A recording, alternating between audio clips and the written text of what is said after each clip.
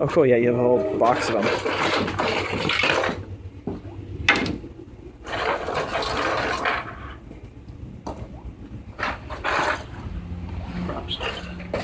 Cool. So I've been doing some. What's your name? My name is Heath. Heath? Cool. Heath from Brantford. I've been doing some architectural prints. This is a model off of Thingiverse. It's actually based on a Sears home kit that they sold back in the 50s. Mm-hmm. This particular model is actually a first floor, a second floor, and another roof section. This was one of my test prints, but I was just amazed at the detail. All the detail, yeah. And the precision. The shutters, yeah, you can see. Of the printer. And it even shows the chimney coming all the way through the entire model. Uh-huh. The stairs. It's cool. A couple bridge structures.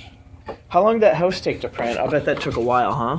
I want to say it was about 7-8 hours. Is this a MakerBot 2 you're printing on, or? Replicator 2. A Replicator 2, yeah. Yep. Cool. So what we do is we have a model come in from a CAD program, which gets converted from a drawing file to like an SDL or OBJ file. It comes into the Makerware software where we can manipulate the object. This is a cupola. I was working with an architect in Norwalk. This is a design that she was working on. We did a test print, came out very nice. Yeah. But this program allows you to scale the object.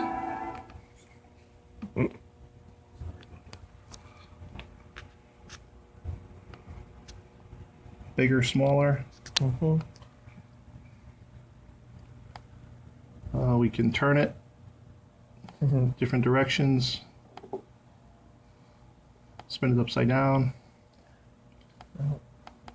This program also allows you to move it on the plate so you can print multiple objects at the same time. Brings it back to the center. Once your model is good, ready to go,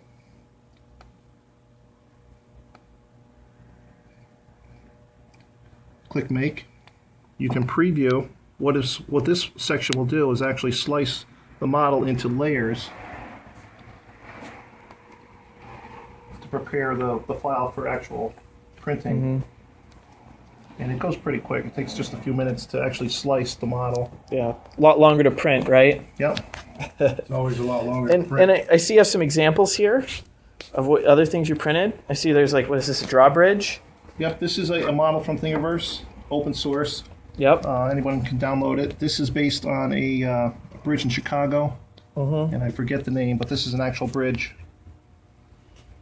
in Chicago. And again, the detail is pretty impressive. So what attracts you to, so 3D printing architecture really seems to be the approach that you have for it in general? Is it more There's so many applications that it's endless. Yeah. The applications from prototyping to architectural work to models, tool parts. Even the medical field's getting involved with Medical. 3D printing. And how long have you been doing it? I've only been doing it maybe 6 months. And what have you found is like the limitations, or what have you learned that you got by actually working with a 3D printer? I've learned the more you do, the more you want to learn. Yeah. Yeah. And once you start printing one or two things, you just have 10 or 20 more ideas on what you can do next. Cool. Is there any favorite piece you have here? Anything you did interesting? I see one, you have a marble inside of it. Did you print the marble Yeah, in what the I middle? did here was it was a Christmas ornament, and I was just playing around. Started the printing the model. And as it was printing, I paused it, dropped the marble in, and continued the print.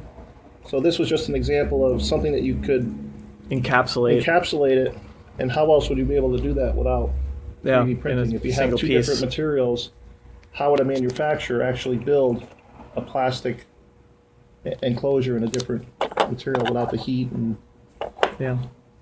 Great. Anything else to add?